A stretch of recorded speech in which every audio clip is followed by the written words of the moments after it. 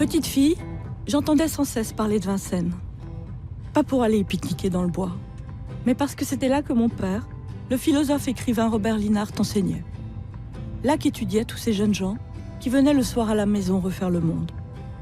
Là enfin, que j'avais la chance de l'accompagner lorsque je n'avais pas école.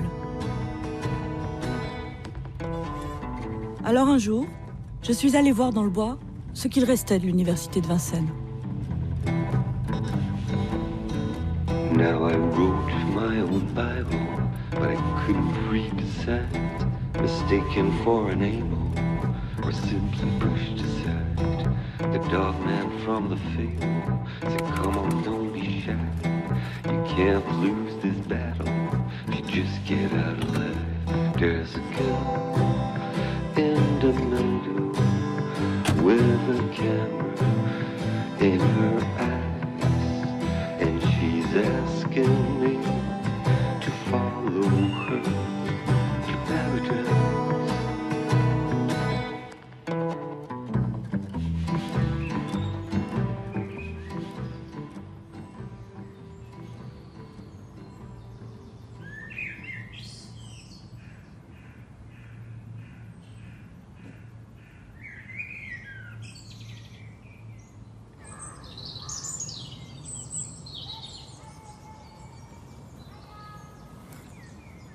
J'ai passé un moment à regarder autour de moi. J'avais encore les sons, les odeurs, les images dans la tête. Et le tutoiement. Comment parler de toi sans te tutoyer, Vincennes? Entre tes murs, tout le monde se disait tu. Du cantinier au président de l'université, de l'étudiant au professeur. C'est le vide de la clairière qui m'a décidé. Comme à chaque fois que je rencontre des trous dans l'histoire. Je ne supporte pas qu'on puisse effacer, oublier, éradiquer. Beaucoup de ceux qui ont contribué à ta légende ont déjà disparu. Il est temps de retrouver les figures célèbres et anonymes qui sauront raconter ce qu'ils ont vécu ici pendant 10 ans. Quand même, ils auraient pu mettre un monument.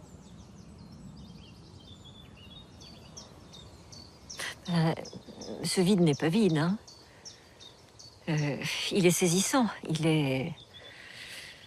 Il a un côté théâtral ou romanesque, je sais pas, enfin, puisque j'arrive ici en vous suivant et en me disant Virginie a trouvé. Et alors, ce qui est extraordinaire, c'est que c'est quand même bien un exemple unique dans l'histoire où, archéologiquement, il n'y a rien. On pourrait être au fin fond du Périgord, je ne sais pas où. Enfin, on est à 200-300 mètres du château de Vincennes et du métro et du RER, et on est, d'une certaine façon, nulle part. Alors, où est-ce qu'on a enterré ce vieux stalinien qu'on avait assassiné un soir? Dans quel coin? Ce que je me demande, c'est que si le bassin était là, puisqu'il y avait un bassin entre le restaurant universitaire et les bâtiments de philo et de sociaux, si le bassin était là, pourquoi les arbres sont tout autour, y compris où il y avait les bâtiments, quoi. Voilà. C'est ça qui me rend perplexe. Ils ont peut-être remblayé le bassin, c'est possible? Ah, c'est possible. Mais pourquoi il ne pousserait pas d'arbres sur le bassin? Si on l'a remblayé, il y a de la terre. Hein. On dirait qu'on a fait exprès, en fait, de faire une clairière. C'est ça que ça... Peut-être ils ont voulu qu'il y ait une trace, finalement, pour les gens qui connaissent l'histoire de cette faculté qui a disparu. C'est très curieux, il y a une remarque sur... dans une notice sur Vincennes qui m'a frappé. Il est indiqué, j'ai oublié la phrase exacte, mais ça dit « L'emplacement de l'ancien centre est introuvable. Il n'y a ni marque, ni plaque. » Camarades, nous irons au centre du quartier latin. Nous irons par des voies pavées. Au tout début, il y a un séisme, mai 68. Ce nouveau monde qui prend la parole et terrifie le pouvoir gaulliste. Les jeunes. Étudiants, ils rejettent le caractère insupportablement archaïque du mode d'enseignement. Non diplômés, ils dénoncent une société figée qui n'offre aucune perspective d'évolution. Ensemble, ils se retrouvent autour d'un espoir fou. Tout changer. Les structures de l'université ne nous satisfont pas. Elles ne correspondent absolument plus à la société actuelle. Et cette société actuelle ne correspond absolument plus aux besoins de l'avenir. Et c'est cet avenir que nous, qui sommes jeunes, essayons de créer, essayons de faire progresser. Nous ne voulons pas que les choses restent comme elles sont, parce que comme elles ne sont pas bonnes. Vous êtes 80% d'intellectuels ici. Et moi qui n'ai que mon certificat d'études, eh ben jamais j'arriverai au niveau du haut. Et malgré tout, je ne suis pas un minable. Oui, moi je suis garçon de café, je suis même maître d'hôtel. Eh ben, on n'avait plus le goût, quand vous avez fait 12 heures de travail, d'aller prendre des cours à la Sorbonne. Non, c'est pas vrai. La rue est à eux. Ils sont nombreux, bruyants, révoltés.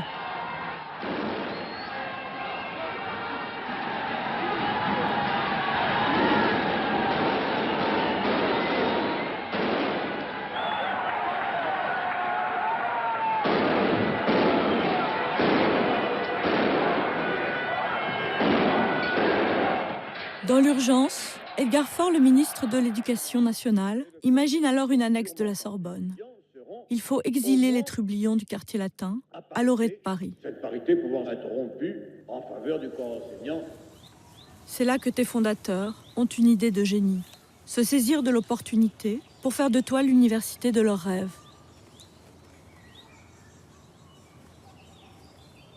Ça allait très vite. Paris avait pris feu, il y avait un volcan comme ça qui s'était ouvert. Il y avait des forces énormes qui avaient quand même mis en déroute De Gaulle, des choses qu'on n'arrive pas à imaginer aujourd'hui. Et donc, avec une libération de puissance séismique qu'il fallait savoir chevaucher, il fallait pouvoir enfourcher justement la tempête et en faire quelque chose. Donc le quelque chose pour les universités, ça consistait de bâtir quelque part ou d'utiliser un lieu existant pour faire de nouvelles facs sur la région parisienne.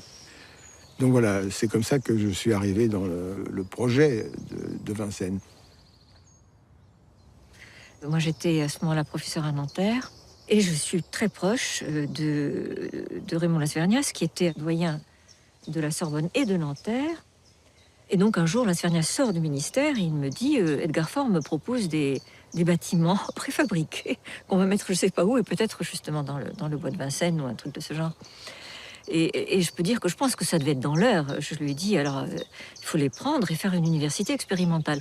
Cette structure qu'on a portée à trois, effectivement, Sixou, Cassel et moi, à bout de bras, a réussi à passer les 4 mois d'été.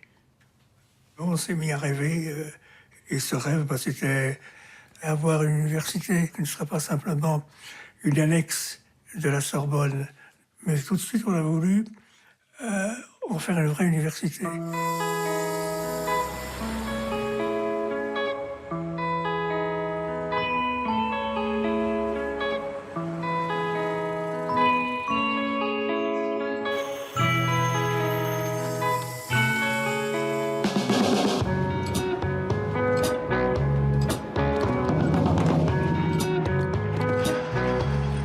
C'est dans cette clairière que le premier coup de pioche est donné.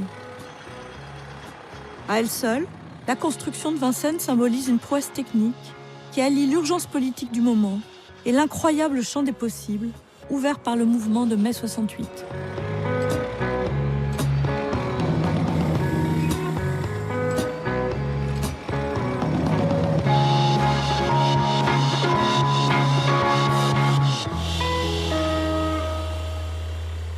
Mon père, Paul Chalin, était l'entrepreneur qui a construit la faculté. Et j'avais l'habitude, depuis l'âge de 15 ou 16 ans, de faire des stages de bâtiment l'été pour me former à la dure. Donc mon père m'avait mis sur ce chantier. J'étais à une espèce de saut-ruisseau dans ce chantier. J'étais un petit adjoint, donc je m'occupais que les choses soient bien faites. Je notais toutes les fautes, les moquettes qui n'étaient pas mal posées, les peintures dans lesquelles il y avait des taches, tout ça. J'avais juste, depuis 3 jours, 20 ans. Et je revenais de 6 semaines à Cuba, ce qui est assez dans l'esprit du temps, bien sûr. Et donc je suis le plus ancien des Vincennois, parce que je suis arrivé, mettons, le 13 ou le 14 août, et que quand la fac a ouvert, j'ai troqué mes bottes en quelque sorte contre les espadrilles du jeune étudiant.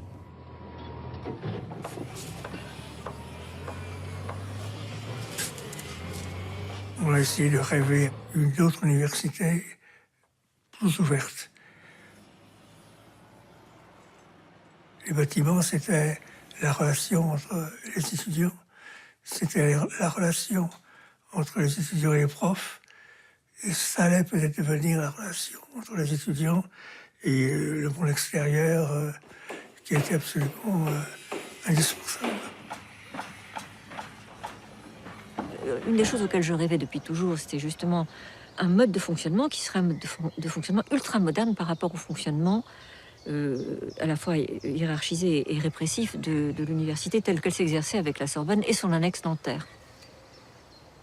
Et donc, tout de suite est venue l'idée d'utiliser le système qu'on empruntait aux universités américaines, ce qu'on appelait les crédits, mais qu'on a appelé UV, unité de valeur. On a supprimé le cours magistral, on l'a remplacé par quelque chose qui était de l'ordre du dialogue, puis on a ouvert à tout le monde. On n'avait pas besoin d'avoir le bac. C'était ouvert aux travailleurs. Il n'y avait pas non plus de limite d'âge.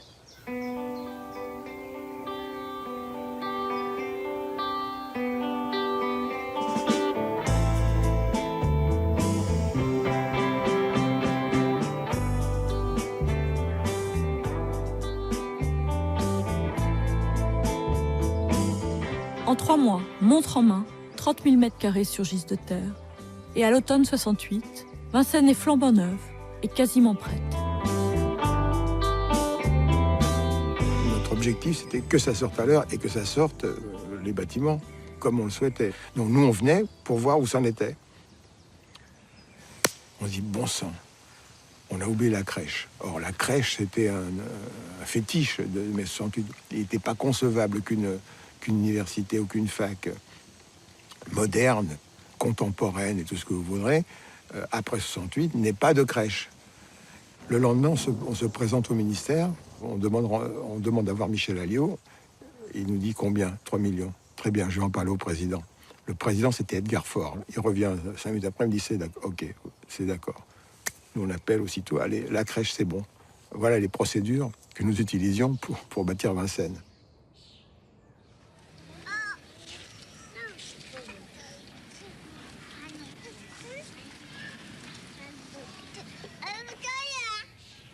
La crèche et l'école font partie de tes bizarreries. Tu es une université qui accueille les jeunes enfants pour que leurs mères suivent tes cours. Dans le bois, tout le monde a le droit d'étudier. Bachelier ou non, diplômé ou pas, étranger comme français, fils à papa et prolétaire.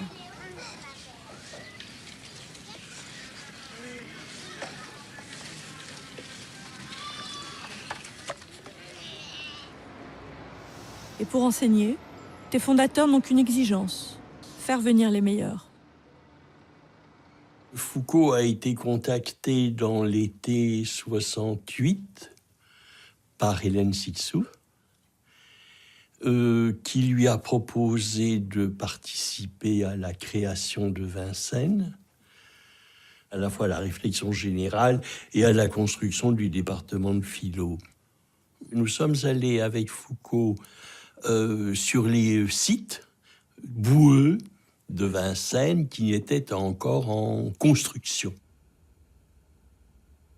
Dans un ordre que j'ai oublié, m'ont téléphoné successivement Michel Foucault, Gérard Gède, Jacques Derrida. Je pense qu'Hélène, non, c'était un peu après. Enfin bref, on fait une université. Est-ce que tu serais intéressé? On ne te prendrait pas comme philosophe, c'est-à-dire, est-ce que ça t'intéresserait de rentrer au département de littérature? Donc, une légère mutation, pas vraiment une conversion. Pourquoi? Parce que j'avais déjà publié des livres de poésie, un essai ou deux, je ne sais plus, mais ça n'était pas de la philosophie. J'ai reçu un coup de fil de Michel Foucault qui m'a dit, mon cher Henri, accepterais-tu d'être assistant dans ce département? Moi, je lui ai dit, peut-être, mais nous sortons de mai 68, nous avons le parti révolutionnaire à construire, et ça me prendra du temps. Et je sais bien comment ça se passe pour les assistants. Vous allez enseigner ce qui vous convient, Kant, Hegel, et nous, on va faire les présocratiques et la philosophie médiévale. Il m'a dit, pas du tout, nous abolissons les grades et vous enseignerez, tout comme nous, les auteurs et les sujets, les thèmes qui vous sied. C'est ce qui vous a décidé? Absolument, absolument. On rentrait de Moscou, vous savez, c'est 68, la Tchécoslovaquie, et on venait de manifester à Moscou sur la place Rouge contre l'invasion de la Tchécoslovaquie avec un certain petit groupe de Russes. Et donc on rentrait en étant au courant de rien du tout. Le matin, le téléphone sonne, Claude va répondre, et un de nos assistants de Rennes, parce qu'on était professeur de Rennes, nous dit « On vient d'ouvrir une nouvelle université, est-ce que ça vous intéresse d'en être ?» Et alors Claude revient et me dit « Voilà, c'est un tel pour lequel on n'avait qu'une sympathie assez limitée, qui parle d'une nouvelle université. Je dis, on va pas se faire recruter par les assistants maintenant quand même. » C'est vrai que ça s'est fait de manière un petit peu hasardeuse, entre un besoin de nouveauté et puis des gens qui en comportaient des éléments. Pour notre cas, c'est parce que c'était un enseignement rare. La langue russe, elle n'était pas enseignée, elle était enseignée officiellement, mais c'était un phénomène un peu marginal, une bizarrerie de curiosité.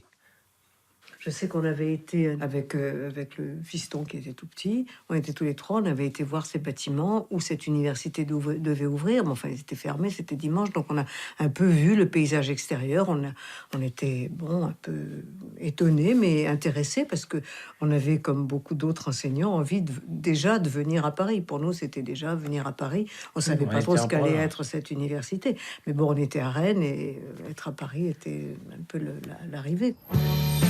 Every morning, I get on the bus, and I'm still wondering what happened to us. Interservice Jeunes, c'est aujourd'hui que le nouveau centre universitaire de Vincennes va commencer à fonctionner. Dans l'effort de rénovation de l'enseignement supérieur, ce centre constituera l'une des expériences les plus originales. Les années d'études ne seront plus décomptées, il n'y aura plus de certificats, mais en revanche, les méthodes pédagogiques les plus modernes y seront mises en œuvre.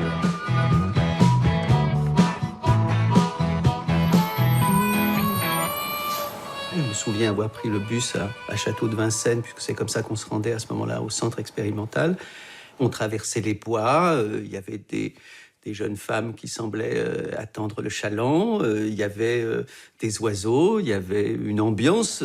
Ça ne ressemblait pas à la Sorbonne, ça ne ressemblait à aucune des facs qu'on avait pu traverser pendant les événements de 68. Je m'inscris au centre expérimental de Vincennes, alors que je n'ai aucune étude particulière à y faire. Et tout de suite, j'ai vu converger tout ce que la France étudiante et intellectuelle de gauche, d'extrême gauche, comptait comme zozo.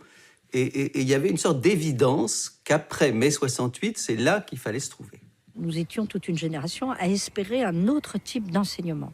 Donc enthousiasme immédiat dès qu'on entend la création de cette université, parce que c'était la première fois qu'on allait avoir pour enseignants les auteurs qu'on lisait et qui étaient interdits en Sorbonne Lettres. Ayant été dans le syndicalisme étudiant, même si on n'y était plus, qu'on était maintenant dans des groupes révolutionnaires, on a besoin que les universités restent un lieu de critique et de contestation. Donc pour nous, évidemment, l'ouverture de la fac est un moment important, puisque là, on va voir les étudiants. Et donc, on arrive à la fac en même temps qu'eux.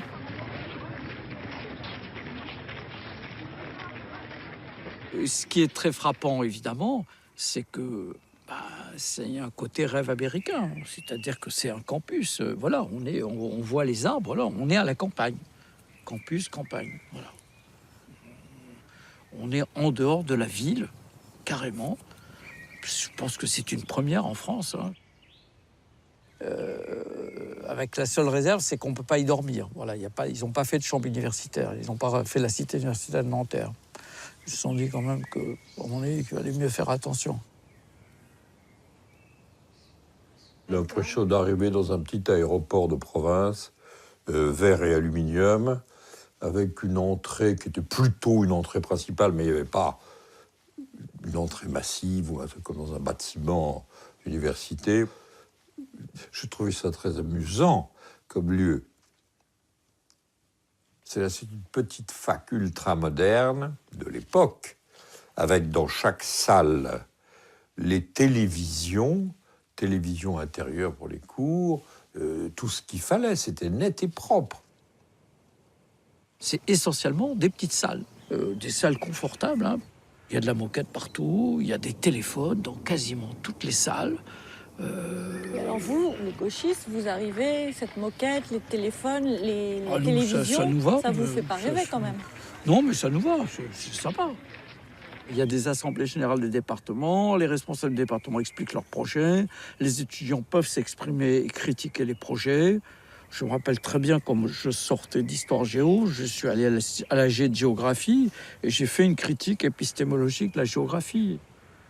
Il y avait un côté très ouvert dans le démarrage. En principe, quand c'est arrivé à Vincennes, on a dit les étudiants, c'est les étudiants qui ont le pouvoir, donc c'est à eux de décider. Il y a eu cette première assemblée générale où on a fait une espèce de numéro pour dire aux étudiants, vous avez le pouvoir, on attend vos questions. Ils ont répondu, mais quand est-ce que les cours commencent, quoi? Il y a eu toute une série de discussions pour essayer d'élaborer un programme. C'était la confusion la plus totale. Enfin bon, et finalement, bon, un beau jour, Foucault a dit bon, on commence et puis voilà, quoi. Donc le problème est nettement posé. Il s'agit de savoir quel rôle peut jouer dans l'action politique la section cinéma. Non pas la section cinéma, mais les moyens matériels dont dispose cette section cinéma. Bon.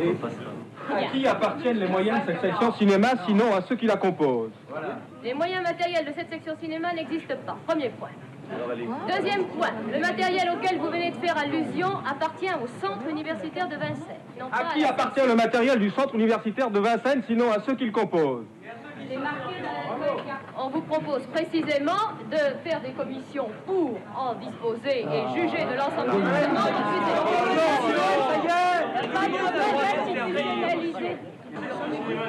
Pour se servir de ce matériel, il faut des responsables techniciens. Bien. Deuxièmement, si vous désirez vous servir de ce matériel, demandez-le. Pour moi, il me semble évident, d'après ce que vous avez dit depuis le début de cet AG, que vous êtes contre le fait de se servir des moyens qui sont ici pour faire une information véritable et militante. Il s'agit de savoir si vous acceptez de poser ce problème de cette manière-là, en quoi on peut utiliser le cinéma pour une action politique, ou si vous voulez faire de l'étude du cinéma simplement une étude esthétique. Peut-être vous ne savez pas qu'il existe des tas de films qui ont été faits par des professionnels, des non-professionnels, des étudiants d'école de cinéma, et que ces films sont des documents d'information qu'on utilise maintenant contre l'intoxication, contre ceux qui essayent d'enterrer ce qui s'est passé au mois de mai. Alors je pense que déjà, ça c'est une proposition intéressante pour les étudiants en cinéma, de voir ces films, de voir ce qu'on peut faire avec des films, et pas discuter abstraitement ou théoriquement de l'art cinématographique avec un grand A. À l'époque, le département était complètement composé de briques et de broc, puisqu'il n'y avait aucun enseignement du cinéma avant. Aucune filière, aucun cursus universitaire. Et là, il y avait alors un mélange hétéroclite de cinéastes comme Rivette qu'on avait dû faire venir, Jean Pinvet, des scientifiques cinéastes, des techniciens, et puis beaucoup de professeurs d'autres choses qui avaient décidé de jouer l'aventure de Vincennes. La plupart d'entre nous n'avaient pas fait des écoles de cinéma, quoi. Ni Narboni qui avait fait médecine, moi j'avais fait Sciences Po et du droit. On était tous un petit peu neufs comme ça. En plus, tout le monde venait, quoi. Bon, Godard avait d'ailleurs proposé sa candidature pour être le responsable du département cinéma. On lui avait répondu en lui demandant s'il était membre de la famille du cinéaste. Donc il n'avait pas donné suite. Mais tout, c'était... Je me souviens, Bresson avait envie de diriger un département comme Vincennes. Ça intéressait tout le monde, quoi. C'est vrai que c'était un lieu où on avait le sentiment qu'il se passait des choses importantes.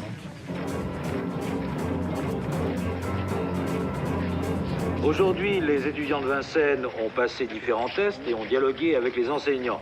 Pendant quelques jours, cela sera encore la mise en place. Il faudra attendre la fin de semaine pour que les cours commencent véritablement. On a beaucoup parlé du pari, voire du défi de Vincennes. Pour vous, est-ce que Vincennes est une faculté comme les autres? Non, Vincennes est une faculté qui a des chances extraordinaires, qui est très nouvelle et qui peut avoir un avenir très merveilleux si tous les étudiants prennent leur rôle, leur destinée à cœur et participent à l'élaboration de cette faculté. Les cours du soir à l'intention des salariés sont-ils assurés? Alors du côté des salariés, vous savez que Vincennes fait un effort important, c'est même une des originalités du centre. Les cours fonctionneront jusqu'à 22h dans l'immédiat dès cette semaine, plus tard jusqu'à 23h, peut-être même certainement le samedi, peut-être même le dimanche. Et nous faisons dès maintenant un effort très grand de ce côté-là.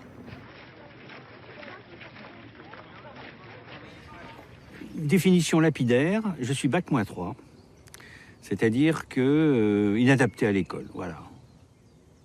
Et puis il y a eu un miracle, une université qui permettait aux non-bacheliers de reprendre les études qu'ils n'avaient pu faire ou qu'ils avaient ratées, etc. Il suffisait d'avoir 2 ou 3 ans de vie professionnelle. Et là, ça a été lumineux, quoi. J'ai dit, bon, là, il ne faut pas que je rate cette chance-là. Et j'étais un des premiers à m'inscrire parce que c'était une revanche sur la vie. C'était une revanche sur des études ratées, c'était une revanche sur des études universitaires qu'on n'avait pas pu faire. Le truc de rêve, quoi.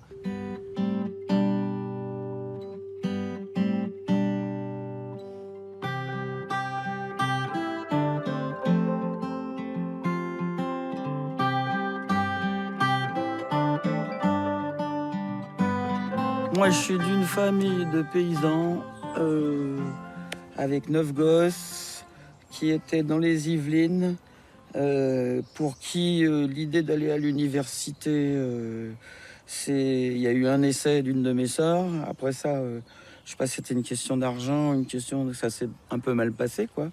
Parce que j'ai une famille assez autoritaire. Il y avait que les jeunes bourgeois qui allaient à l'université. J'ai commencé donc à travailler à 17 ans. Avec beaucoup de difficultés, j'apprenais à taper à la machine sur des vieilles...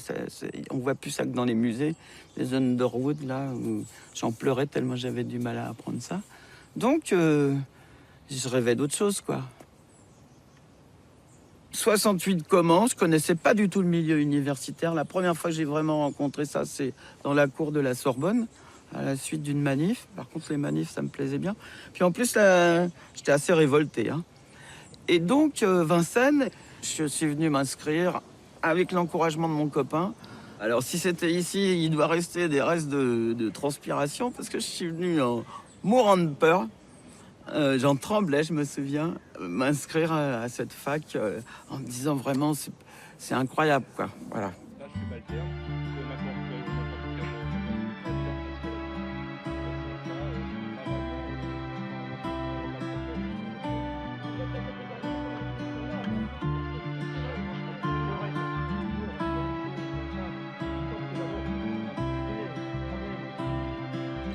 Je découvre un monde, il faut bien voir, je quitte un monde où je côtoie des manutentionnaires en habit bleu.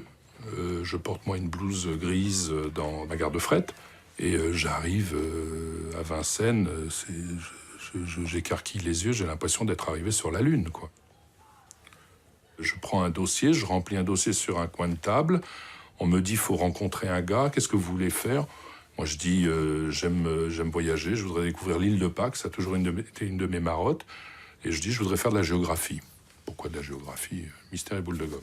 Donc, je rencontre un professeur qui me demande, est-ce que vous lisez Le Monde ? Je lui dis, non, je ne lis pas Le Monde. Et il me dit, vous devriez. Et donc, c'est comme ça que je me suis inscrit, presque par hasard, à la fac de Vincennes.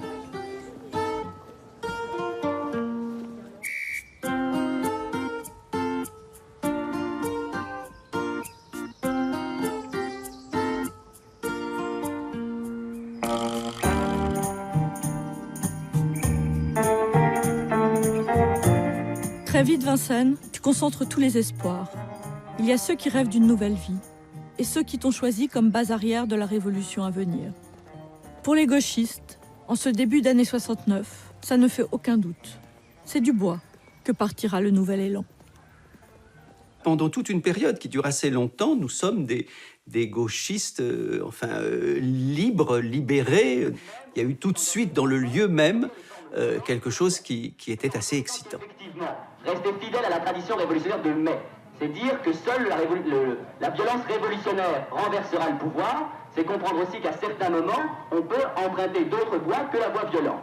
C'est-à-dire qu'il faut d'abord discuter d'un principe fondamental, encore une fois, pour déterminer les meilleurs moyens de poursuivre la lutte. Et c'est sur cette base-là que le comité d'action, dans ses discussions, a pensé qu'il était possible de trouver d'autres formes de lutte plus appropriées à la situation présente. Il s'agit de trouver comment est-ce qu'on va s'organiser. Ça a été une fac folle, c'est vrai, une fac comme on n'en reverra sans doute jamais une autre, parce qu'elle était portée quand même par le mouvement de mai 68. C'était sans doute l'un des derniers lieux où on pouvait vivre mai 68 une fois que mai 68 était mort. C'était quand même un regroupement de gens, tous de gauche ou d'extrême gauche ou d'extrême gauche, c'est-à-dire que le PC était le plus à droite, et puis les trotskistes étaient au centre gauche, les Mao un peu plus à gauche, on va dire, et puis après il y avait encore les situationnistes ou les il y avait c'était quand même c'était un milieu où on pouvait croire effectivement que le monde était en train de changer, puisqu'il n'y avait que des gens avec des contradictions, évidemment, entre eux, mais qui quand même partageaient sur le fond les mêmes idées.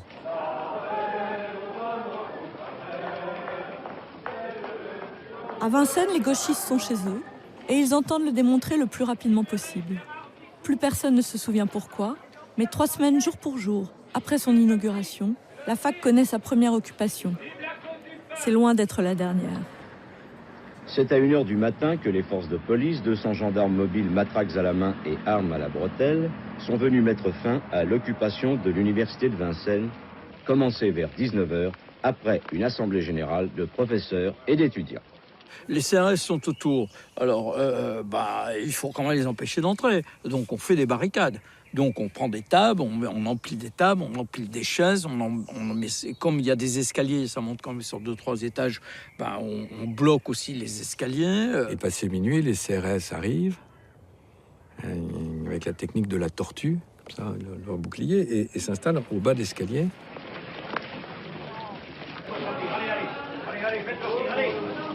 Allez, ici, quelques-uns, les autres.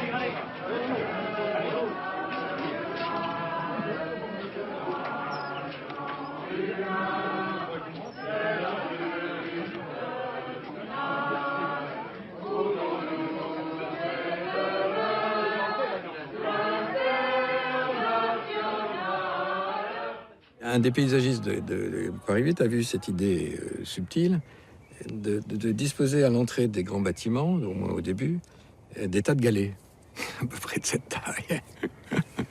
Sans doute en hommage à 68. Et donc j'étais avec Michel Foucault. C'était très amusant parce que, en particulier, il courait jusqu'au tas, il prenait un galet, on arrivait à la pique des escaliers, il comptait 1, 2, 3, il balançait son galet, on entendait boum boum boum sur les boucliers, et puis il repartait. Je me souviens qu'à un moment donné, l'un d'entre nous, ayant un extincteur à la main, Foucault disait « Je veux absolument savoir comment ça fonctionne si jamais la police arrive ». Donc c'était une ambiance très particulière où effectivement on voyait des intellectuels dont on ne connaissait que le nom devenir aussi barges que nous. En tout cas, c'est, je dirais, aussi heureux que nous. Je ne sais pas si Foucault avait un extincteur et visait les flics, ça j'en sais rien, mais je sais qu'on a été parmi les derniers arrêtés. Ce qui nous a donné beaucoup de prestige, parce que ça prouvait qu'on avait résisté un peu plus que les autres, mais on était surtout les plus loin sur le toit. Et moi qui ai le vertige, c'était pas facile.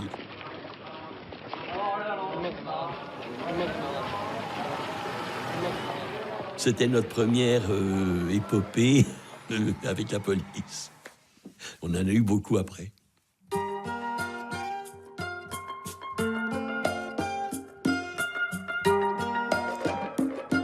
Six mois après son ouverture, Vincennes n'a plus rien du petit aéroport propret de ses débuts. Quand le Parti communiste organise une visite pour inciter les travailleurs à s'inscrire à la fac, c'est la stupéfaction générale parmi la délégation. Quand on voit la différence entre les prolos qui occupent une entreprise et l'amour qu'ils mettent à entretenir leur bécane et ça, ça tourne à la connerie. Je trouve ça épouvantable, moi. Je trouve que c'est vraiment scandaleux de penser que des gens qui seront un jour les futurs cadres de la société puissent en arriver à détruire ce que des ouvriers ont si consciencieusement construit pour donner à chacun le droit de s'instruire et d'avoir sa place dans la société. Je trouve ça un scandale. Le film de promotion restera dans les tiroirs du parti. Les slogans gauchistes qui recouvrent les murs ont douché l'enthousiasme des apparatchiks. Les communistes sont furieux. Ils considèrent que Vincennes est aussi leur université. Alors, quand il faut organiser les premières élections pour désigner le conseil d'administration qui dirigera la fac, la lutte larvée devient duel frontal. Ils étaient dans une sorte d'oasis ici, une sorte de zone extraterritoriale, offshore on dirait aussi, où tout paraissait possible. Donc il fallait aussi se battre en interne contre les gauchistes. Et ils ont été à deux doigts de faire couler Vincennes, à l'occasion des élections de 1969. C'est pas le désordre du tout. L'université marche, elle marche bien. Elle marche sans problème. Il y a des responsables de département, ils se réunissent régulièrement avec les étudiants en assemblée générale, les étudiants disent ce qu'ils ont à dire, les profs en tirent ce qu'ils pensent qu'ils doivent en tirer, et puis les choses avancent. Où est le problème? Il n'y a aucun problème. Mais c'est ça qui les gêne. Ce qui les gêne, c'est que l'esprit de 68 continue à exister à Vincennes et qu'il montre qu'il marche. Et c'est là qu'on reçoit l'avertissement du cabinet qui nous dit, bon, là on ne joue plus. S'il n'y a pas des élections, l'université est fermée. Nous, on le prend on les dit, c'est comme ça, ferme la fac, Coco. Parce que des élections, il n'y en aura pas. Boycott actif, comme on dit. Voilà, nous sommes venus ce matin à 9h30 à Vincennes pour voir comment se passaient les élections. Nous aurions bien voulu vous montrer ce qui se passe très démocratiquement. Malheureusement, comme vous pouvez le constater, nous avons été absolument empêchés de travailler. Nous avons été absolument empêchés de travailler par des étudiants. On tire au sort, puisqu'on savait que ça allait pas être tout à fait calme, les profs qui viendraient surveiller les urnes. Le sort tombe sur Jean-Pierre Richard et moi. Zut, bon. Les étudiants arrivent et on les voit au bout du couloir. Ils nous connaissent parce qu'il y en a quelques étudiants à nous là-dedans. Ils n'ont pas envie de nous casser la gueule. Par conséquent, ils envoient une petite délégation et ils nous disent on veut empêcher les élections. On dit on sait. Et donc, on va casser les urnes. On dit bon, bah allez-y. Mais on ne veut pas vous casser. Alors, on a convenu d'une petite manière de faire, à savoir, nous, on empêche, et vous faites ce que vous voulez. Alors, ils ont dit, on va vous enfoncer. Non, pas de... C'est-à-dire que c'était serré, puis ils sont mis à 2, 3, 4, puis pouf, ça a été projeté à l'intérieur. Ah! On va se saisir des urnes et on va les balancer, on va les détruire, on va les balancer par la fenêtre. C'est très beau. Ça rappelait un film de Godard, un peu. Il faisait gris, les urnes étaient gris-vert, le ciel était un peu plombé. Et les urnes jetées par les fenêtres du bâtiment de philo et tout ça autour du bassin, elles mettaient du temps à tomber. Elles n'étaient pas si lourdes que ça. C'était très esthétique.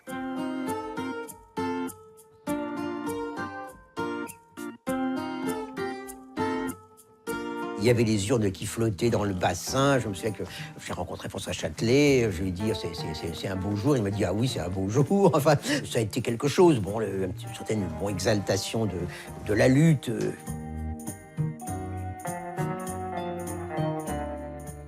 Alors, évidemment, ils vont évidemment pas l'accepter.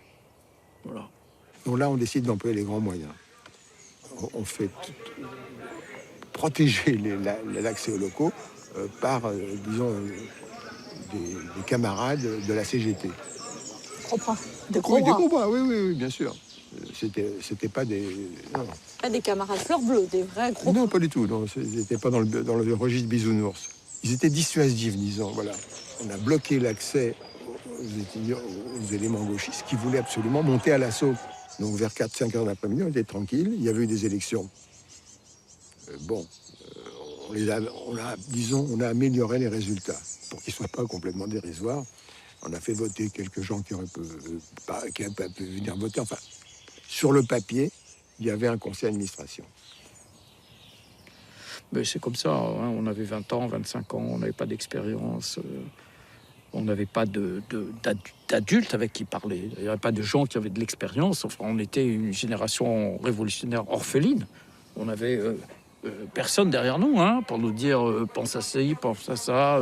Enfin, attends, pense. Il n'y avait personne. Est-ce que c'était un bon moment, cette année à Vincennes? Est-ce que c'était un bon moment? C'est une belle année. C'est une belle année parce que, comme je le disais, d'une certaine façon, on était en dehors du monde. Il y avait ce côté-là. Du coup, ça a un côté fabuleux, c'est un côté magique. C'est la pointe avancée d'un rêve, d'une certaine façon. Il y avait un rêve intéressant dans l'idée de Vincennes, de toutes les façons, dans l'idée universitaire. Bon, nous, on avait des stratégies politiques, donc ça n'était pas... il y avait des limites à ce qu'on pouvait accepter. Donc, nous, on partira... quelques mois plus tard, on partira en usine.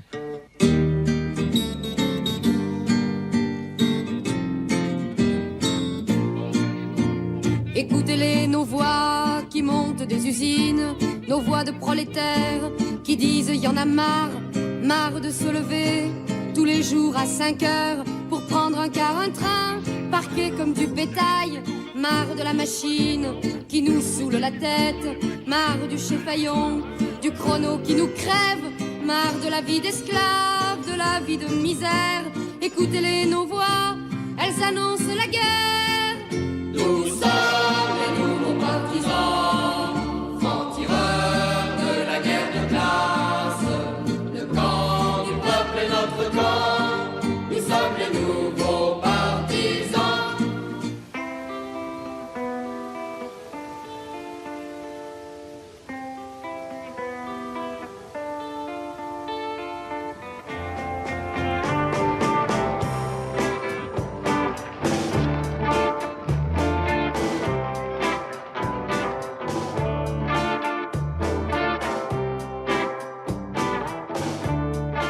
Quand je te découvre dans le bois, la foule bigarrée qui se presse n'a plus rien à voir avec ces jeunes gens bien coiffés et bien habillés de la fin des années 60.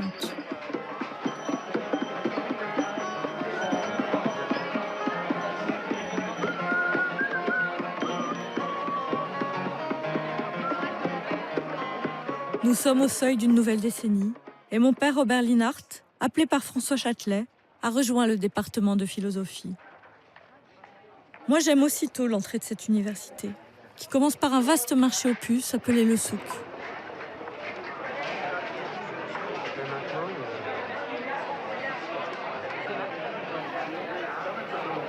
Il y avait ceux qui détestaient l'odeur des merguez. Moi, ça me gênait pas tellement et j'aimais bien cet étalage de choses. J'y ai acheté des trucs, j'ai acheté des vêtements, des chemises. C'était amusant, c'était une espèce de bazar qui précédait l'université. Je le traversais avec plaisir. Et vous aussi, Claude?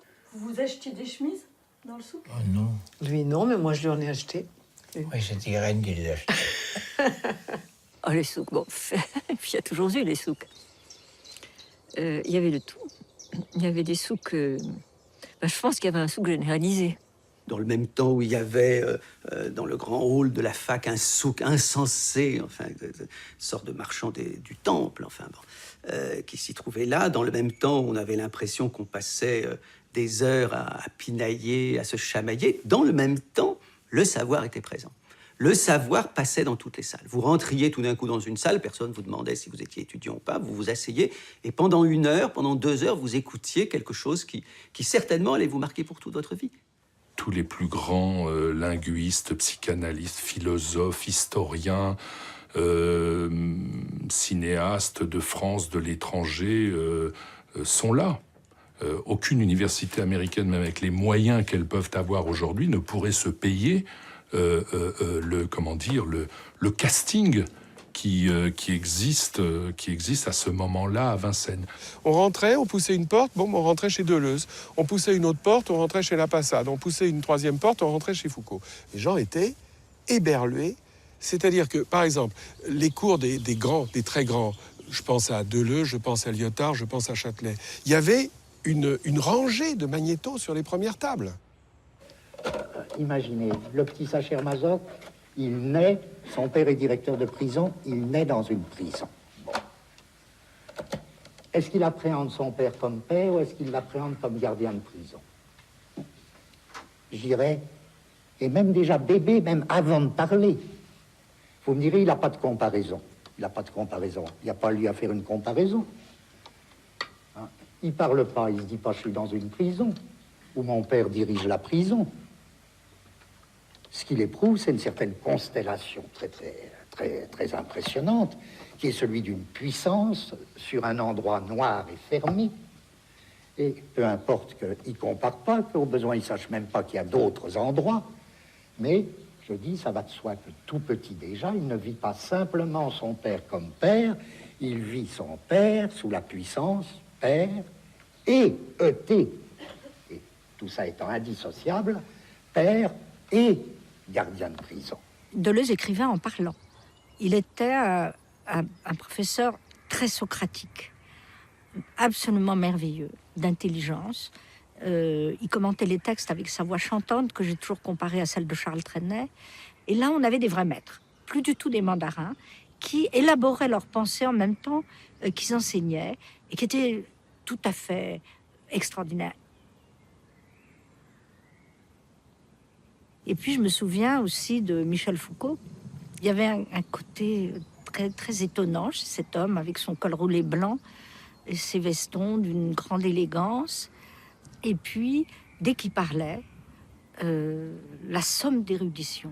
Alors, vous m'avez dit tout à l'heure, je crois que tout se passe comme si le pouvoir n'était rien d'autre que quelque chose qui produisait du réel pour que les intellectuels aient le plaisir d'en parler.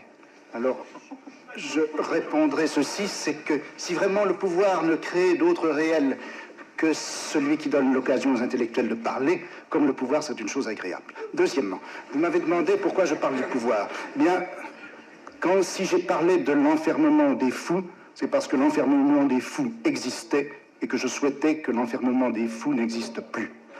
Si j'ai parlé du système carcéral, c'est parce que le système carcéral existait et que je souhaitais qu'il n'existe plus. Maintenant, si vous me demandez pourquoi je parle de ce dont je parle, je vous dirai que je parle de ce dont je parle parce que ça me fait plaisir et qu'il n'y a aucune loi, aucun pouvoir, aucun flic, et pas même mes amis les juges, qui m'empêcheront de dire ce que j'ai envie de dire. Personne n'est forcé de me lire ni de m'entendre. Voilà. Foucault part très vite de Vincennes. Pourquoi ? Il avait depuis longtemps le projet d'être candidat au Collège de France. Hein. Et un certain nombre d'étudiants ont commencé à foutre le bordel dans le cours de Foucault. Non, oui, Foucault, tu fais cours magistraux, on n'est pas à la Sorbonne ici, et tout ça. Alors, il dit, bon, si je les emmerde, très bien. Il a commencé à leur laisser la parole, et en laissant la parole aux étudiants, au bout de quelques temps, les étudiants ne venaient plus. Et donc, ça a précipité son désir de partir au collège, où, dès qu'il a été élu au collège, tous les étudiants de Vincennes ont couru très silencieusement suivre ses cours au collège, oui. Non, là, l'épisode était assez ridicule. Foucault a pas tenu. Et on comprend pourquoi, d'ailleurs, parce que Vincennes, c'était quand même une aventure. Hein. Et quelle aventure! Donc, François enseignait en Hippocagne à ce moment-là au lycée Louis-le-Grand et Michel Foucault lui a dit « Écoute François, je pense que c'est un lieu pour toi. » Il s'était pas trompé, c'était bien un lieu pour lui. François allait avec beaucoup d'enthousiasme à Vincennes. Pendant des années, il y est allé avec le même enthousiasme. Il y allait le sourire aux lèvres en se disant « Qu'est-ce qui va se passer aujourd'hui ?» en quelque sorte. Hein. La question philosophique que pose ce genre de technique, c'est de déterminer quels sont les effets de cela. Hein? Or, il est bien clair que les effets correspondent tout à fait au phénomène d'atomisation de nos sociétés bureaucratiques. Il s'agit de rendre vivable et légitime, valable, l'atomisation des sociétés bureaucratiques. Ils ont ouvert une UV de trans, ça me ce que je vois. Non, un exemple, je donne un exemple. Non, moi j'étais surpris de voir ça. Moi personnellement j'étais très surpris de voir ça. Et je pense, bon, ce qui m'intéresse. Bon, ce qui m'intéresse dans tout ça, c'est la clientèle qui m'intéresse dans tout ça. On avait un formidable plaisir à venir ici parce qu'il y avait cette liberté et cette qualité des étudiants. Et surtout, en réalité, ils étaient là parce qu'ils voulaient apprendre, ils voulaient comprendre, ils voulaient approfondir sans aucune considération professionnelle. Bon. c'est un type de relation. Il bachotait pas, autrement dit. C'est un type de relation qui est très agréable. À aucun moment ne se pose une question qui aujourd'hui serait cruciale, c'est est-ce que l'on fait des études pour apprendre un métier? Est-ce que l'on fait des études pour avoir un avenir? L'avenir, il n'est pas demain, il est aujourd'hui, on le vit. Le contexte économique était très différent. C'est-à-dire qu'on voyait nos étudiants qui venaient 3 mois, qui venaient assister à un cours, ils faisaient un semestre, et après retournaient au travail, etc. Ils se débrouillaient comme ça, ils prenaient des congés, des journées de congés dans leur travail pour venir à la fac. Viennent à Vincennes, y compris certaines des filles prostituées du bois. Et en particulier, en fait, un personnage tout à fait intéressant qui est Bécarier, qui est une actrice porno, militante en quelque sorte du statut des femmes, et qui va faire des études de littérature. Il y a aussi cette histoire emblématique pour le département d'histoire que tout le monde se racontait, d'un camionneur qui était entré à Vincennes parce qu'il draguait une étudiante. Il s'était retrouvé dans le fond de la classe parce qu'on ne contrôlait rien, hein, jamais. L'accès au savoir était libre. Je livrais et je posais des portes de placard métalliques. Mais le grand avantage de ce travail, c'était que j'avais une camionnette. Et donc j'ai commencé à fréquenter la cafétéria, c'est ça. Et puis après, j'ai connu des personnes. Puis en quelque sorte, j'ai pris goût au lieu. Et un jour, j'ai trouvé le lieu tellement sympa que j'ai dit, bah, tiens, je vais m'inscrire pour faire des études. Alors je peux plus dire, vu que j'ai fait de l'histoire mon métier, que c'était presque par hasard. Il faudrait sans doute que je dise, tout ça a été à l'issue d'une détermination de choix assuré, mais bon, je crois pas. Oui, non, mais j'étais le camionneur, ouais. Et il a fini professeur titulaire de chaire en fac en histoire du Moyen-Âge.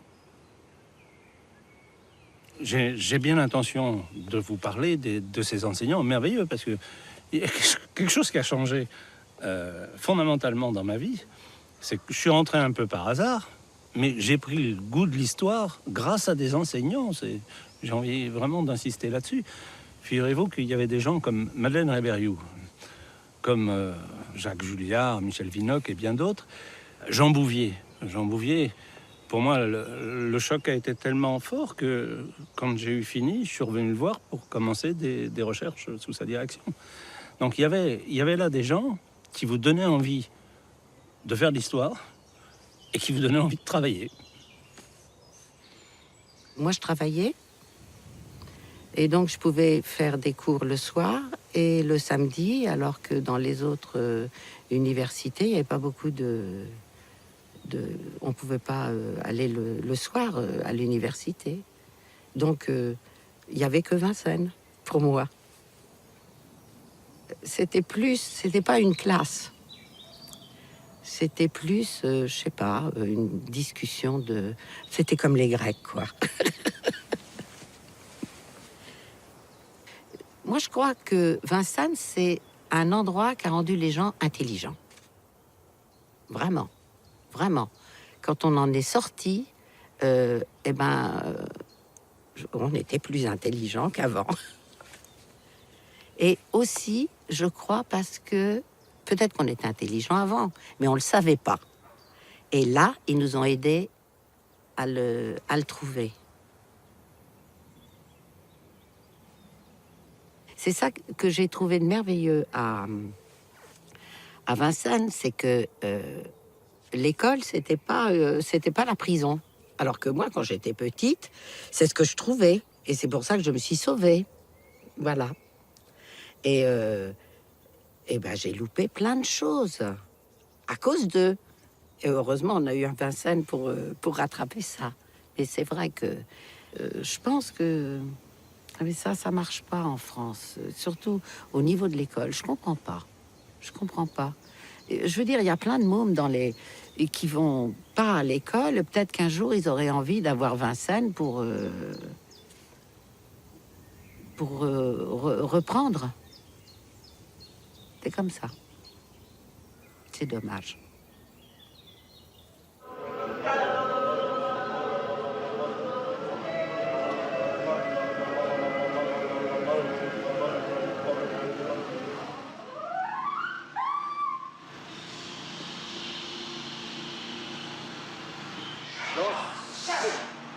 On va essayer d'enchaîner. Plus vite. Prêt? Oui, plus vite. Né! Né! Il y en a combien qui doivent être forts là-dedans? Il y en a 3. Ah bah oui, et un qui est soufflé. D'accord, mais les autres, on les entend pas, on entend que Né. Ouais. Qu'est-ce que vous en pensez? Qu'est-ce qui veut garder ça? Ça fait citation. Ça fait citation. Ouais, c'est pas. Ça fait manif. Ouais.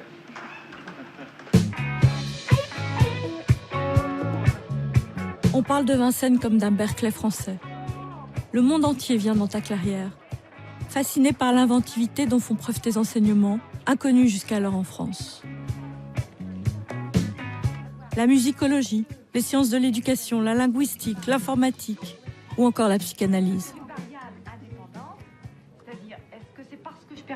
La création d'un département de psychanalyse par Serge Leclerc était tout à fait novateur. Et Leclerc avait vraiment une position très large, très éclectique et une générosité. Et il avait ouvert son département à toutes les tendances. Et notamment, c'est là que j'ai fait la connaissance de Michel de Certeau, dont j'ai suivi le séminaire d'histoire. Et donc, ma vocation d'historienne est venue de là, parce que cette rencontre avec de Certeau a été capitale. Pour nous, découvrir la psychanalyse à l'université, ça a été une vraie révolution. Il faut d'ailleurs voir qu'aujourd'hui, des dizaines d'années après le Centre expérimental de Vincennes, il n'y a aucun autre département de psychanalyse en tant que tel en France. Est-ce que vous avez assisté à cette fameuse conférence de Lacan à Vincennes?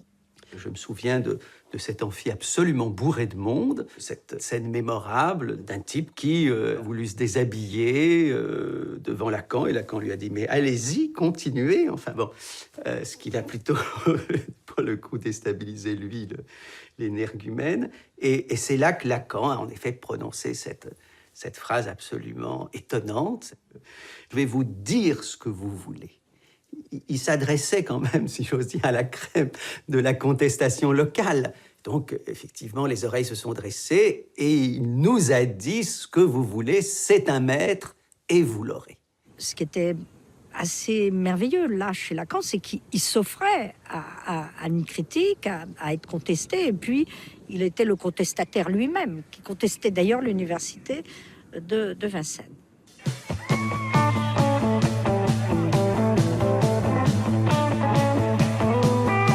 Vincennes la contestataire, Vincennes la rouge, Vincennes à la pointe de l'évolution des mœurs. Dans le bois, on assiste à la naissance du féminisme, comme à celle de la défense des droits homosexuels. Je suis bien sûr trop petite pour avoir conscience de l'importance de ces luttes. Mais il y a une chose dont je suis certaine. Un jour, je serai parmi ces jeunes gens aux cheveux longs, qui étudient, bronzent et font de la politique. Beaucoup de politique.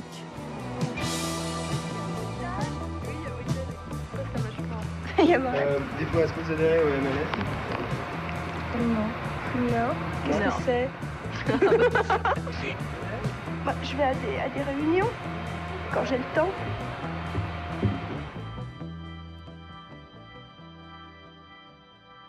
Moi, je militais au moment de la guerre du Vietnam. Et on avait connu ces copains américains, les mouvements de la contre-culture, des choses comme ça. Et je crois que c'est par eux qu'on a été au courant d'une réunion où il y avait un groupe de femmes qui venaient d'horizons complètement différents. Et certaines racontaient l'expérience qu'elles avaient eue dans une cité où, pour la première fois, elles avaient fait un espèce de défilé. Et on se disait, mais ça serait intéressant de refaire une opération publique des femmes. Et où est-ce qu'on pourrait faire ça? Et tout d'un coup, on a eu l'idée de dire, mais pourquoi pas à la fac de Vincennes? Et donc, des copines qui étaient des filles que je voyais tous les jours, qui étaient des amies, préparent cette manif. Je pense réellement que c'était la première manif du MLF à Paris. On avait fabriqué un maillot avec le sigle américain, en fait, du mouvement des femmes. Et ça avait été fait dans la repro de Vincennes, qui était tenue par des copains plutôt anards. Et on se souvient très bien que c'est des copains à nous qui l'avions dessiné. Alors ça avait fait un gros effet, on était dans l'amphia, je crois, mixte au début.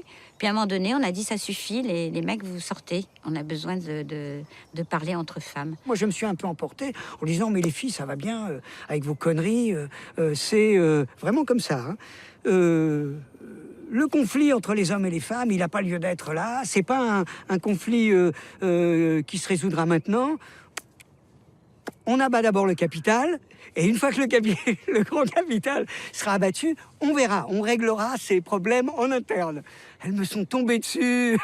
Debout, debout, le vent nous rend esclaves et brisons nos entraves.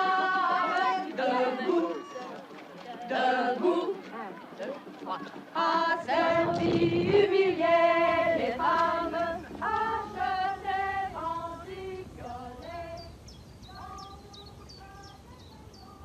J'ai eu mon bac assez jeune, dans une famille avec un père italien très traditionnaliste. Donc pour moi, il y avait personnellement un enjeu de féminisme. Je choisis ma vie, je choisis ce que j'en fais. Je choisis les idées que j'ai, je choisis la façon dont je veux vivre. Et déjà, c'était difficile. Et le fait d'être à Vincennes, moi, me réconfortait parce que je voyais que j'étais pas la seule. C'était comme une espèce de communauté. C'était un vent de liberté, on croyait peut-être un rêve, mais à une forme de société très égalitaire, où chacun avait à peu près la même place, en tout cas la même chance d'accéder au savoir, à la connaissance, etc. Et en tant qu'étudiante salariée, eh bien, ma foi, je crois que c'est le seul endroit où j'aurais pu pratiquer, faire des études, voilà, dans ces conditions-là. Est-ce que vous diriez que Vincennes a changé votre vie ? C'est pas tant qu'elle ait changé ma vie au sens intrinsèque, c'est qu'elle m'a permis de mener la vie que je voulais. C'est-à-dire d'être moi, point. Donc ça me paraît être l'essentiel.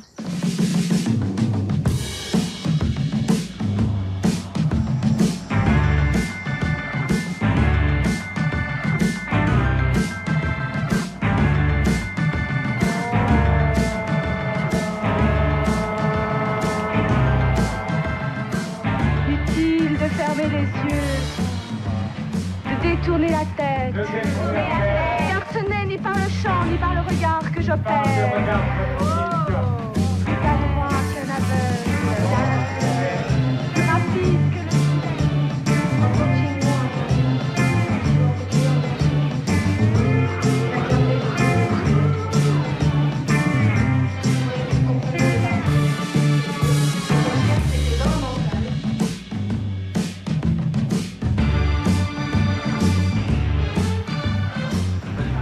Ça, c'est un code algorithmique. Et ben, on est en train de faire maintenant les suites formelles.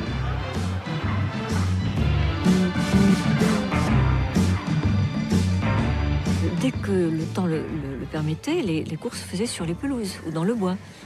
On entrait un petit peu par, je sais pas où, là, par là, peut-être là, ou peut-être ici, peut-être sous ces arbres, ou ici, voilà. Et on s'installait par terre avec la classe. Au moindre événement, on sortait de l'université. On allait enquêter, il y avait une grève, il y avait n'importe quel événement, on allait faire le cours dans la rue. Alors, tantôt ce cours dans la rue, c'était une enquête, tantôt c'était une manifestation. Nous allons continuer notre cours sur la société féodale. Et je vous rappelle que la semaine dernière, je vous avais dit que, si l'on voulait caractériser d'un mot l'Occident vers l'an 1000, il fallait dire que c'était un monde essentiellement rural, y compris sa frange ibérique et les pays jadis très urbanisés de l'Italie septentrionale et centrale. L'université devait être ouverte sur le monde extérieur. Elle devait en parler, mais elle devait aussi aller voir. Il fallait qu'on soit à la hauteur, à la mesure de cette ouverture, d'un lieu d'enseignement, d'un lieu de discussion, d'un lieu de savoir. Tous les dimanches matins, avec les étudiants, on se retrouvait sur le bidonville des Francs-Moisins à Saint-Denis, qui était soumis à une situation d'oppression, d'encerclement, etc. Il n'y avait pas d'eau potable sur le bidonville. Donc on a installé une fontaine. L'idée, c'était de... C'est peut-être trop de dire servir à quelque chose, mais que quelque chose d'utile advienne de cela.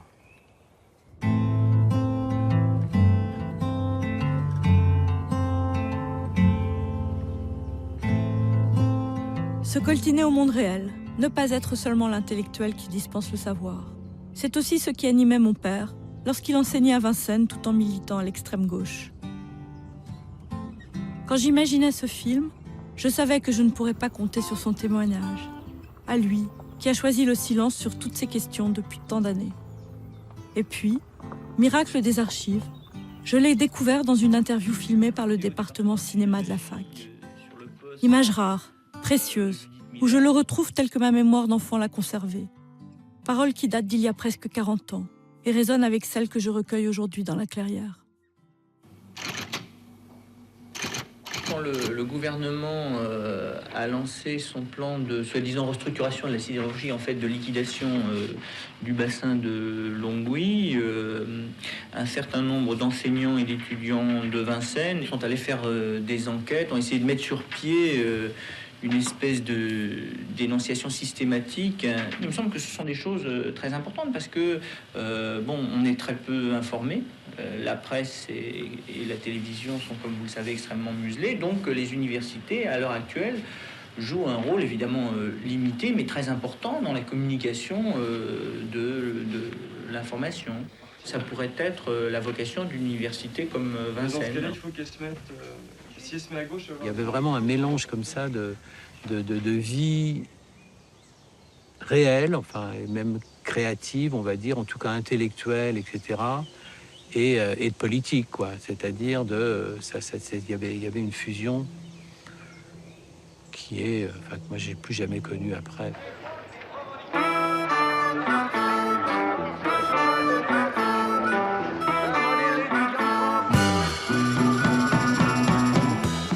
À Vincennes, ce mélange inédit entre politique et savoir, militantisme et apprentissage est partout. On le lit sur les affiches qui disputent l'espace au graffiti. On le vit au quotidien. Les occupations des locaux sont innombrables, comme les grèves du service des inscriptions qui visent à accueillir le maximum d'étudiants, y compris quand ils n'ont pas les papiers nécessaires. L'une des luttes les plus dures est menée autour du statut du personnel de ménage, avec toujours cette même obsession, permettre à tous ceux qui le souhaitent de changer de vie.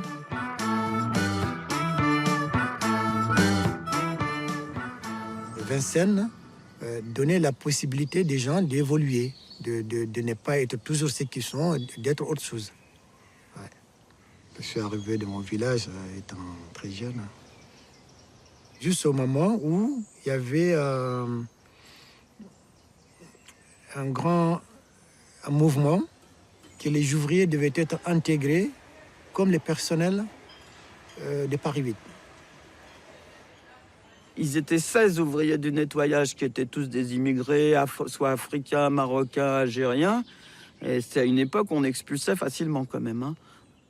D'ailleurs, j'avais fait le calcul, comment à la fac, ça lui ferait économiser du fric si elle embauchait ces mecs. Donc on décide de faire quelque chose. La grève qui se déclenche, c'est un gros machin qui dit 1000 francs pour tout le monde et surtout embauche des gens du nettoyage sur le budget de l'université. Et on a tenu bon pendant 6 mois.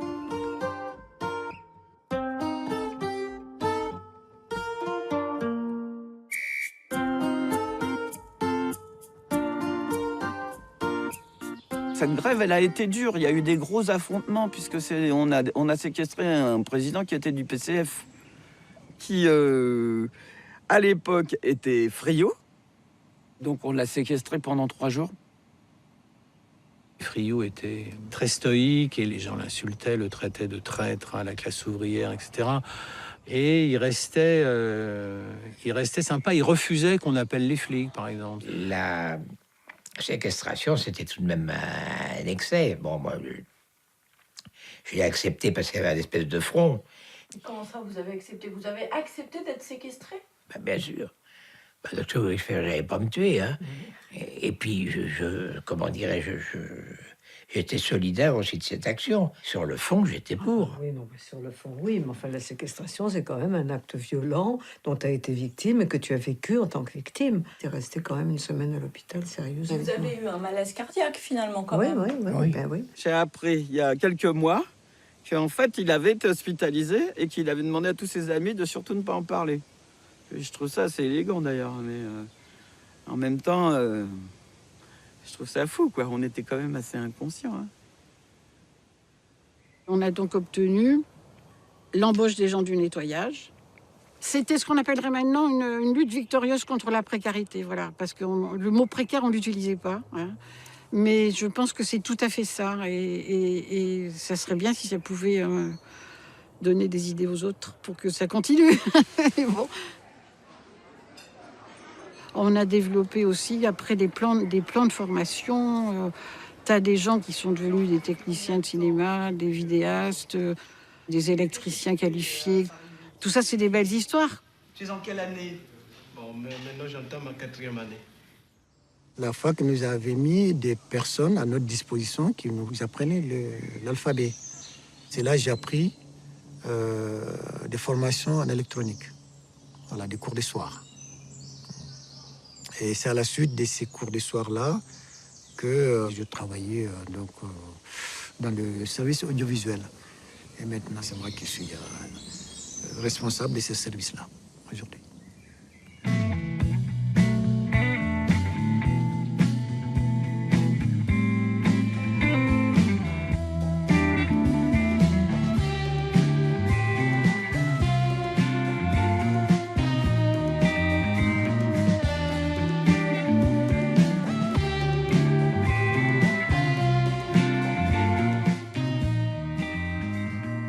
Moi, je venais d'une famille royaliste, nationaliste et d'extrême droite. Du reste, mon prénom illustre d'une certaine façon d'où je viens. Étant né en 1942, voilà, le maréchal. Et parmi les 5 enfants de ma famille, je suis celui qui n'a pas fait d'études. Le collège dans lequel j'étais, à Besançon, on m'a mis devenir ajusteur. Et puis, je passais mes vacances en Haute-Provence, chez ma tante Thérèse. Elle avait des amis, et parmi ses amis, il y avait Nikos Poulantzas. Paix à son âme. Il m'a beaucoup aidé. Je suis étonné que ça m'émeuve, du reste. Il m'a beaucoup aidé parce que dans les discussions que nous avions, les jeux que nous avions, il m'a dit « Philippe, je t'amène à Vincennes, tu t'inscris, tu fais psycho. » Mais c'était, pour moi...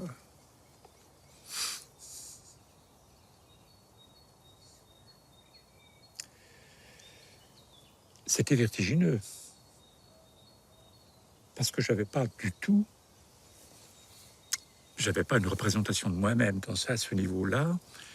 Et j'avais aussi une représentation du savoir, de la connaissance, de l'élite, de ce qu'on appelle l'intelligence, qui était à une distance de moi, mais qui était pas, non pas inatteignable, mais qui était un autre monde. Et je me souviens d'arriver à Vincennes, les bâtiments, et de me retrouver ici aujourd'hui, dans ce terrain où il n'y a rien. Je trouve ça redoutable. Redoutable, pas pour moi, mais pour la pensée, pour ce que ça offrait de liberté, de capacité de penser, même si c'était un peu bordélique, caca, etc. Il y avait la possibilité de penser.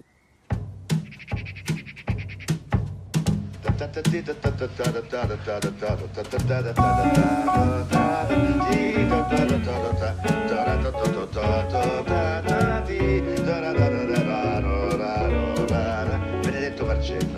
Vous voyez, ça fait ainsi, hein? Bien, et où il vient, ça? Il vient d'une chanson de travail. Chanson de travail de la Sicile.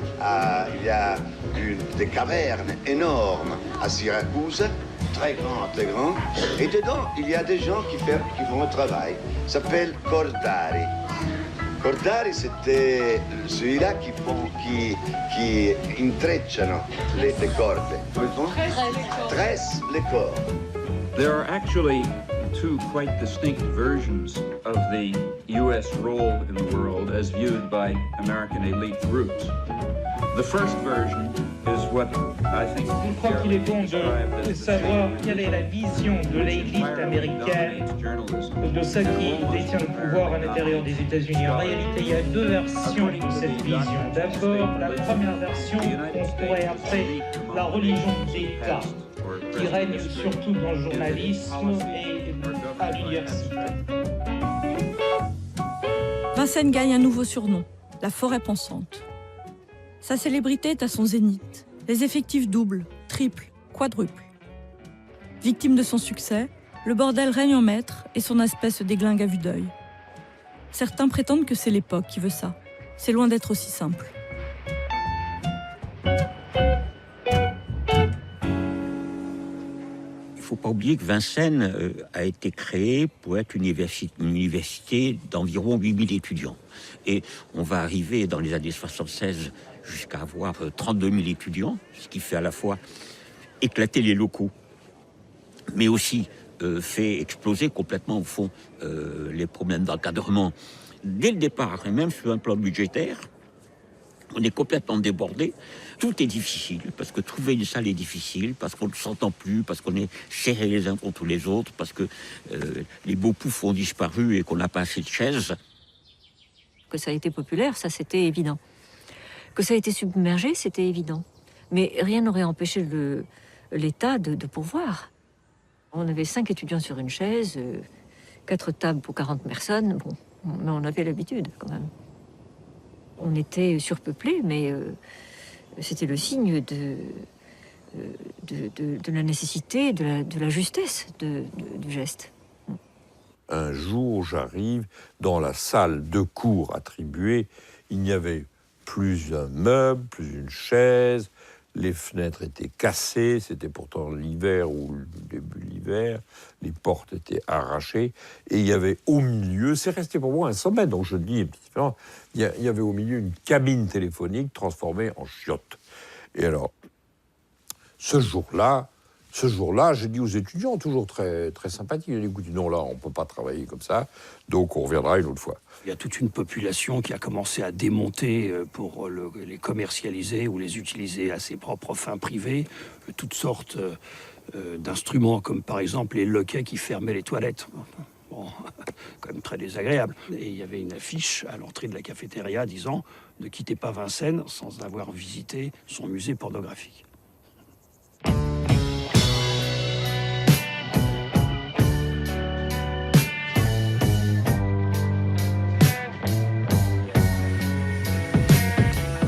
Je n'ai jamais visité ce musée, mais je me rappelle bien sûr que tes bâtiments sont foutraques, endommagés, bruyants, enfumés, que sais-je encore. Dans mon souvenir, cela n'a aucune importance. Ça fait partie de toi, au même titre que ta fantaisie, ton tumulte, ton inventivité. Par contre, j'ignore tout d'une gangrène très dans l'air du temps, qui ronge le bois et va considérablement t'affaiblir.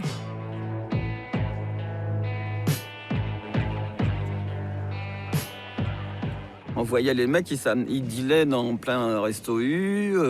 Une fois, j'en ai vu 2 qui se bagarraient. C'était à mort, quoi, pour le fric. Donc, il devait y avoir... En plus, nous, on était à un moment assez naïf pour croire que c'était juste du hache. Oui, c'est ça, ça a commencé avec du hache, quoi.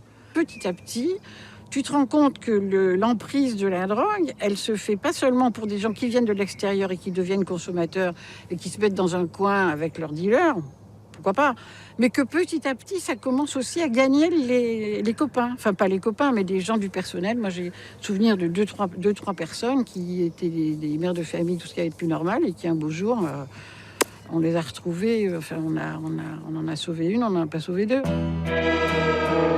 Madame, monsieur, bonsoir. L'université de Vincennes serait devenue un repère de trafiquants de drogue. Cette université, pas comme les autres, défraye la chronique.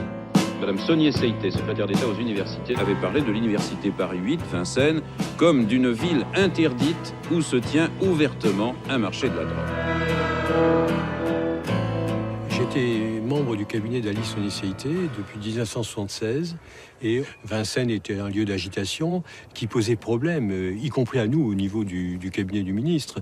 Effectivement, la localisation de Vincennes, un lieu isolé, fréquenté, facile d'accès et se prévalant des franchises universitaires interdisant par conséquent l'accès à la police, c'était un lieu idéal pour le trafic de drogue. Ça avait été repris dans la presse, ça avait été repris par Alice Onisseïté à la tribune du Sénat.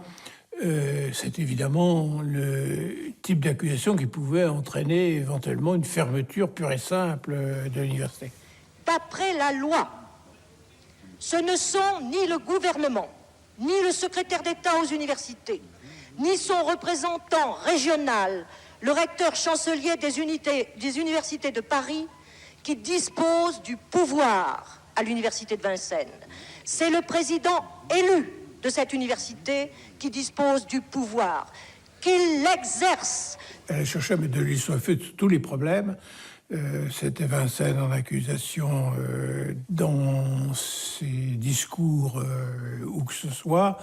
Ça s'est traduit par différents procès. Des procès qu'elle a intentés à l'université, des procès que je lui ai intentés, ce qui est comme une situation assez inattendue, un chef d'établissement au procès avec son ministre. J'accuse Madame Onisseïté d'avoir cherché à enfoncer une université dont elle a la tutelle, au lieu, comme c'était son rôle, de chercher à s'informer, de savoir ce que l'université faisait et de voir comment elle pouvait l'aider. L'objectif est clair, il s'agit de détruire Vincennes dans l'opinion en se gardant de parler de toutes les innovations pédagogiques dont l'intérêt a été souligné par les experts ministériels eux-mêmes, en la détruisant dans l'opinion pour ensuite pouvoir la détruire purement et simplement. Ils ont toujours voulu détruire Vincennes, depuis la création. Parce que c'était quand même... Ça a été créé par une droite qui a été une droite en déroute, une droite défaite, une droite humiliée, et qui a vu devant elle ceux justement qui s'étaient dressés contre elle. Le bonheur, la jeunesse, la recherche, l'espoir, un formidable élan démocratique. Mais ils nous détestaient au départ. C'était une contrainte, on a arraché ça. Et ensuite, il a fallu juste un tout petit peu de temps pour que la marée se renverse. Il est clair que cette espèce de verrue était quelque chose d'insupportable. Bon, il y a eu des problèmes de drogue, des problèmes de souk. Mais enfin bon, ça, je pense que c'était pas quelque chose de véritablement déterminant. Je pense qu'il y avait vraiment une haine de ce que ça représentait. Il se servait beaucoup du désordre apparent, mais la fixation, elle était sur le fond. Elle était sur le fond. Et on le voit bien ressurgir maintenant.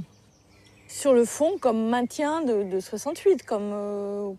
Oui, c'est ça, sur le fond, comme remise en cause des savoirs académiques antérieurs, comme ordre hiérarchique, comme rapport entre étudiants et enseignants, et même refus de l'interdisciplinarité.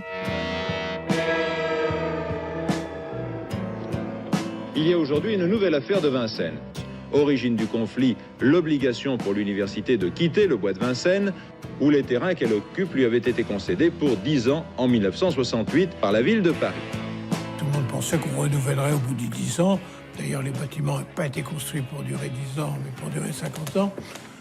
Mais, à la suite des relations difficiles, notamment avec Madame Onisseïté, celle-ci s'est rappelé cet épisode et a été voir Jacques Chirac, qui était maire de Paris à l'époque, et lui a dit j'aimerais bien que vous réclamiez les terrains. Chirac n'a pas de raison de refuser, tant puisque c'était pour lui tout bénéfice, et Chirac a effectivement réclamé les terrains. Et la décision a été prise par le ministre très rapidement de construire l'université de Vincennes à Saint-Denis. Je peux vous dire le dossier a été traité par elle avec beaucoup de volonté. C'est elle qui s'était investie. Madame Onisseïté, de façon autoritaire, a retenu la solution de Saint-Denis, qui dans sa forme initiale était épouvantable, puisque c'était 2 hectares. 2 hectares, c'est-à-dire la moitié du terrain de Vincennes. D'ailleurs, c'était le terrain sur lequel il y avait un IUT qui avait, je crois, 2000 étudiants, et on voulait en mettre 30 000.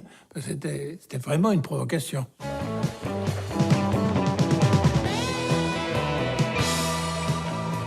Quitter le bois est un déchirement. la résistance s'organise à la manière vincennoise. Slogan, appel à la mobilisation générale et cours engagé, comme celui du philosophe Jean-François Lyotard, qui interroge ce dont Vincennes est la cible. On est en train de faire une opération qui est quand même extrêmement difficile, mettez-vous à leur place une seconde, et qui est effectivement de faire fonctionner les universités, en général tous les établissements d'enseignement, non pas du tout sur le principe que les citoyens par la culture accèdent à la liberté, mais qui est que les universités sont des organes d'une grande machine, qui est le système lui-même, et que ces organes ne peuvent être conservés que s'ils sont performants. C'est un tout autre principe. On change de principe de justification. Donc il n'est évidemment pas performant d'entretenir une bande d'immigrés qui, même s'ils ont des diplômes, et en supposant que ceci soit valable, entre guillemets, Dieu sait à quels yeux, de toute façon, ne rendront pas performant le système hexagonal français.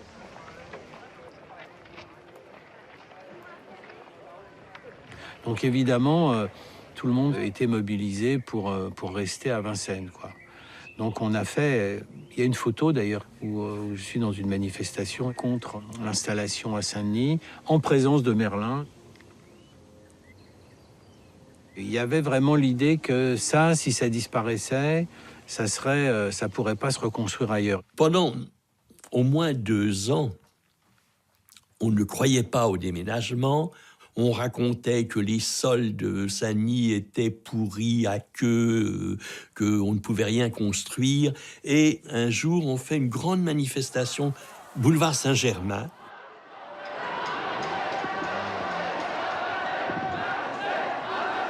Je vois sur le trottoir passer un de mes anciens camarades d'études qui a été à ce moment-là au cabinet de Saunier CIT. Il me fait signe comme ça et il me dit... Faire un sit-in quand un ministre a déjà engagé des millions, c'est de la bêtise. Donc le lendemain ou le surlendemain, je dis à mes étudiants, on va les voir sur place à Saint-Denis. On va à Saint-Denis, l'université était construite.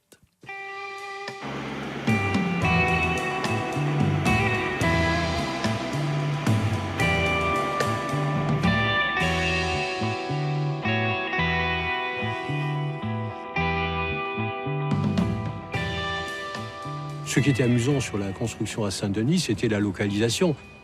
Ils étaient encadrés par l'avenue de la Liberté, la rue de Stalingrad et la rue Lénine.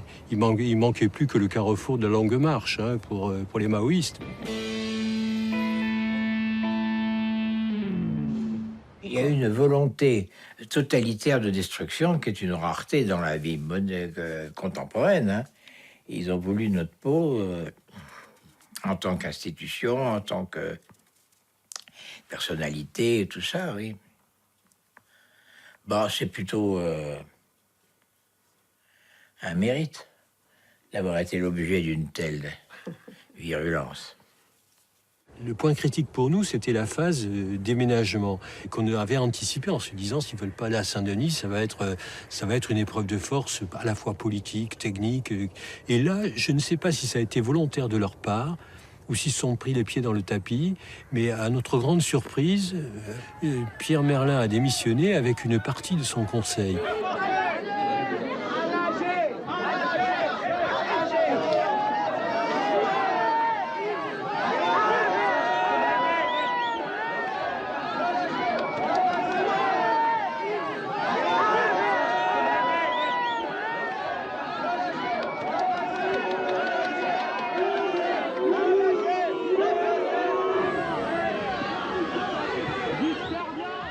Il était confronté toujours à ces problèmes de drogue, etc. Et je crois qu'il avait été séquestré. C'était un peu du Vincennes de la grande époque, là. C'était la confusion la plus totale. Donc il avait démissionné, une partie de son conseil avait démissionné. Moralité, on s'est retrouvé devant un vide. Ça a été pour nous une opportunité intéressante parce que on pouvait à ce moment-là prendre la main et piloter le déménagement.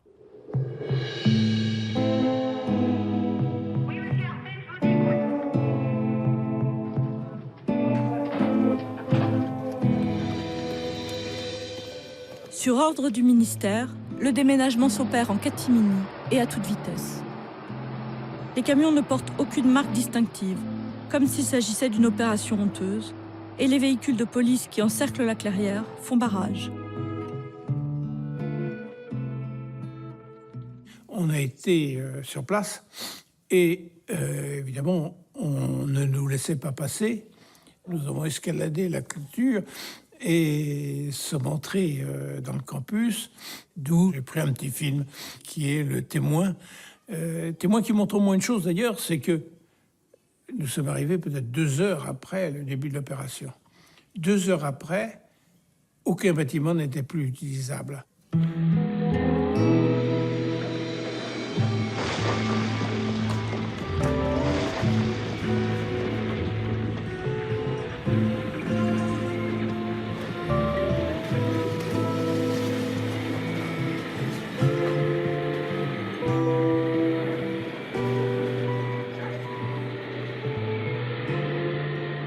Tout était éventré, c'était la dévastation complète, quoi.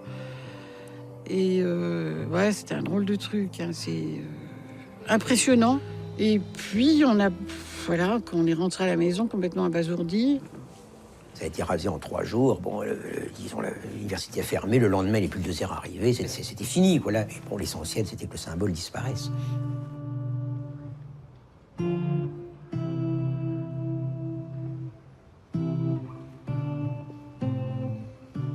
C'est une architecture entièrement démontable. Il suffisait d'avoir des clés à molette et on démontait tout et on pouvait le donner. On pouvait le vendre, on pouvait en faire quelque chose. C'est un bâtiment, c'est inaltérable. En gros, l'acier et l'aluminium, on l'a cassé de façon un peu symbolique à la pelleteuse, à la boule, avec des grands crocs de grue, etc. Donc ça a été quelque chose d'assez effrayant. J'ai pas regardé ça, hein. Je suis pas venue voir le massacre. Parce que tout simplement, on est parti... on a été déplacé et je me dis qu'on a été déplacé finalement comme on déplace maintenant brutalement tous ceux qui campent, hein, on déplace des campements.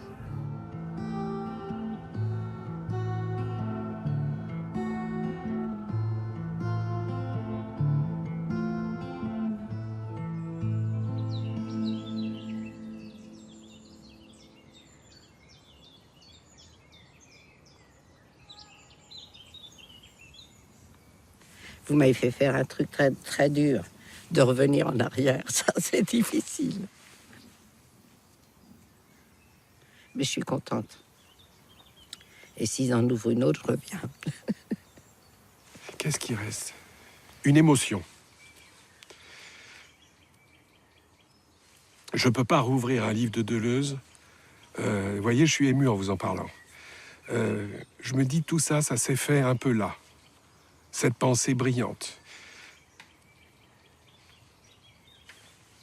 Pour moi, Vincennes était quand même le lieu de la pensée. Oui, c'était le lieu de la pensée et de la liberté. Il y a quelque chose comme ça qu'on écarte, de la subversion. La subversion, c'est ni bien ni mal. C'est penser, c'est s'autoriser à penser. Qu'y a-t-il de dangereux à penser, à dire, oser, s'exposer, même quitte à passer pour être un peu con ou pas mal, dans le fond. Mais voilà, quand les choses peuvent se parler, ben on peut en faire le tri. Et Vincennes, c'était extraordinaire, extraordinaire, Vincennes.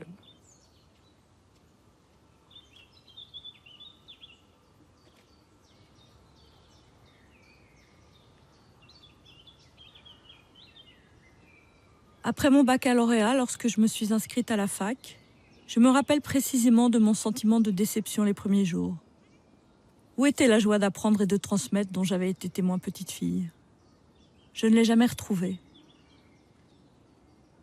Je repense alors à ce qui a déclenché ce film. Le vide de la clairière, l'absence de traces, l'effacement radical des espérances révolutionnaires de toute une génération. Mais pas seulement. Il me reste ce rêve tenace d'une université pas comme les autres, où l'on enseignerait et étudierait sans la pression et la normalisation d'aujourd'hui, où l'on apprendrait dans le plaisir et la liberté. En tout cas, pour l'instant, la clairière est libre.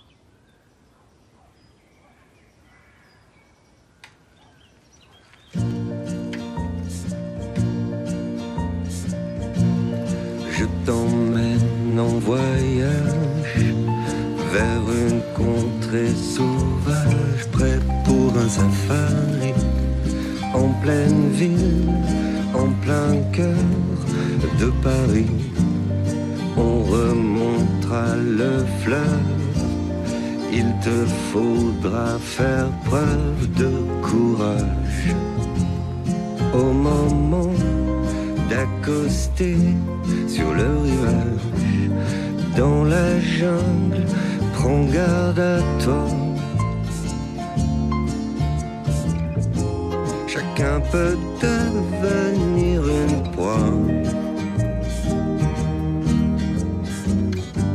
Si tu explores la nature humaine, sache que la loi du plus fort règne. On a vu les chasseurs armés jusqu'aux dents revenir les pieds devant.